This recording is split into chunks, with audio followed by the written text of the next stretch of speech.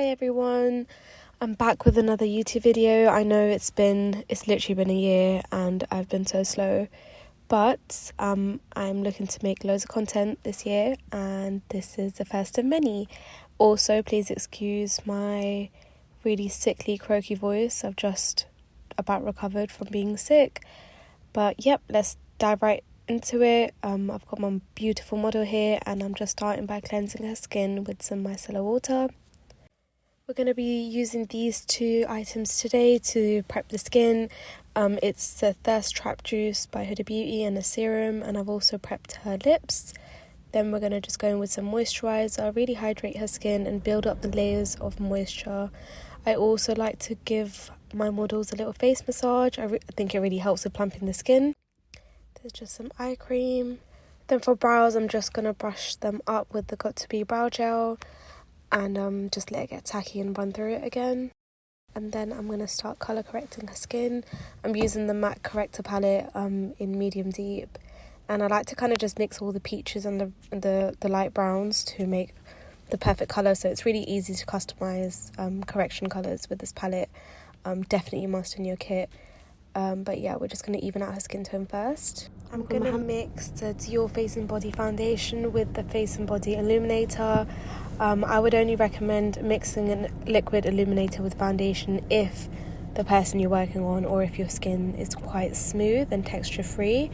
Only because the illuminator tends to highlight texture, so I would skip adding the illuminator if you suffer with acne or if you have textured skin. However, if you make sure your skin prep is good, this should still bring out the glow. Then I'm going to go in with my favourite concealer at the moment. It's the Shiseido Self-Refreshing Concealer. It's literally the perfect shade for her, and I'm using this in small amounts, just in the areas where I feel like she needs a bit of coverage. And I like to highlight the sides of the mouth because I feel like it gives a little mini facelift effect and it just looks really beautiful in pictures. I absolutely love the formula of this concealer. It's so creamy, it's so nourishing, and it's not cakey at all, but it still has the coverage. And then I'm just going to use a darker shade in the same concealer because I like to have a warm and light concealer to balance out any grey tones that may show up in pictures or flashbacks. So this is a great hack if you struggle with that sort of problem with your concealer. Always mix a warmer colour with a lighter colour. Then I'm just blending this out with my Kitco brush. You want to make sure when you're using a brush for your concealer that you're just tapping it into place, especially for the under eye, because a lot of people, I feel like they're scared to use brushes because it kind of moves product. But if you make sure to tap and just keep it in place and keep your hand as light as a feather, then you will not have an issue. I'm then just warming up her face with a darker concealer, and you want to make sure this is quite warm in comparison to her skin tone. And then I'm using a darker shade in a cooler undertone to contour. I am keeping a light hand as I don't want her to end up looking muddy or too dark. So yeah, just make sure you keep a light hand and stay minimal with the contour. Lots of setting spray in between. This will make sure that everything is beautifully blended and that your layers kind of stay intact and the hydration comes back in to each stage that you're kind of going through. And the spray that I like to use is Claren's Refresh Spray. It's beautiful. It's not actually a makeup spray, it's a skincare spray, but it kind of just infuses hydration back into the skin through each step. Then I'm just blending the contour and the bronzer. As you can see, I'm not too fussed about the colours merging together because that's kind of what I wanted to happen. What's important here is just how you use your brush and patting it into place. Again, no dragging. Just making sure that you're kind of keeping the layer intact rather than making it blend with foundation. And I love the Fenty Beauty brush that I used. It's perfect for contour, powder or cream. Then I'm going in with my favourite cream blushes. I absolutely love these two. And I'm keeping a really, really light hand again. The Rare Beauty blush is crazy pigmented. So you want to use maybe a drop, maybe two. Even that's too much. And then I've used a cheek brush to place it onto the cheek. You want to start at the high points and then bring it into the apples of the cheek. And you want to make sure you're kind of blending it with the placement and then just going over it with your foundation brush. It has to be a foundation brush.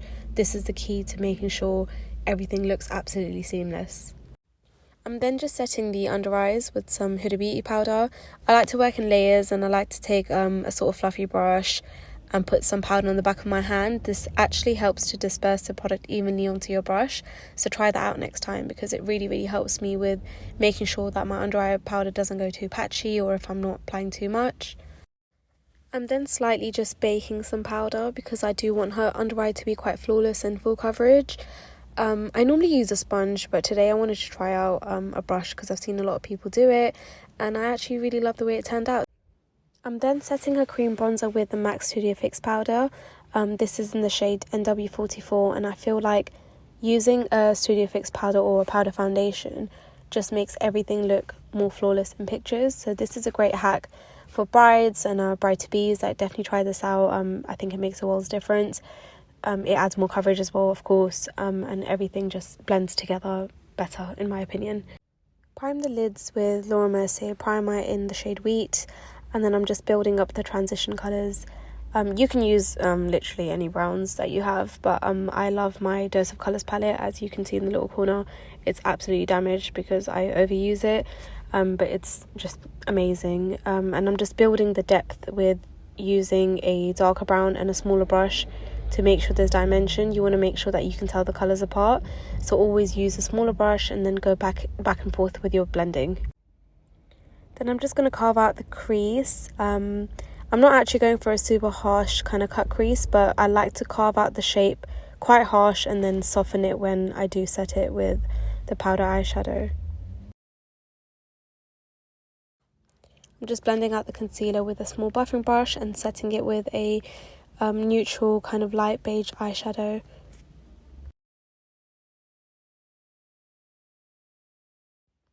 Then I'm just smoking out the lash line, the same way we did the crease, by going deeper in shade and then smaller with the brush, and then finally you want a tight line with either a black or brown pencil.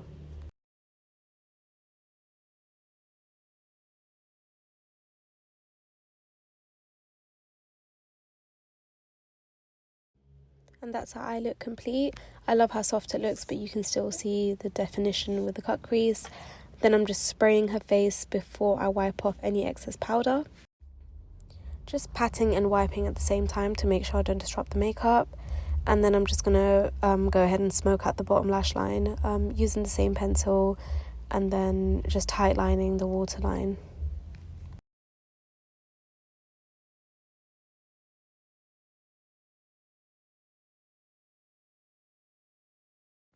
I'm then just finishing off with some more cream blush, whatever was left on my palette.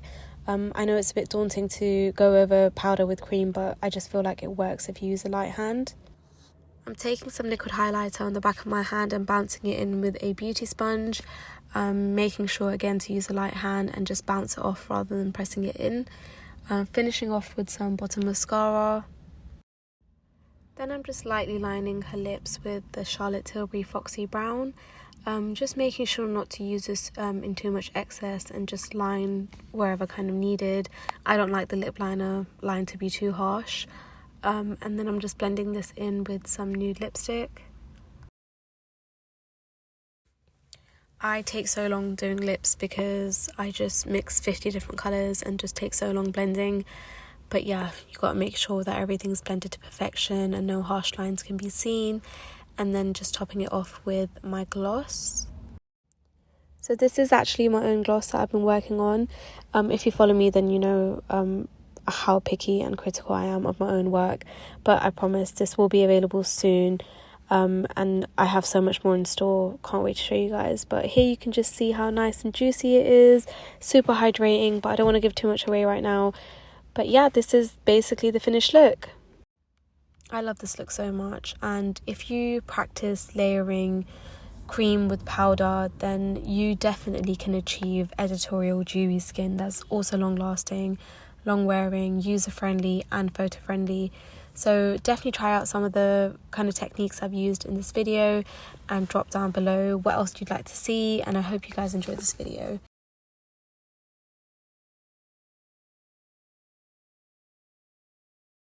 Thank you guys so much for watching, and I truly hope that you took a thing or two away from this video. Let me know what you thought, and if there's anything else you want to see, I'd love to hear it. But for now, thank you so much, and I'll speak to you guys later. Bye.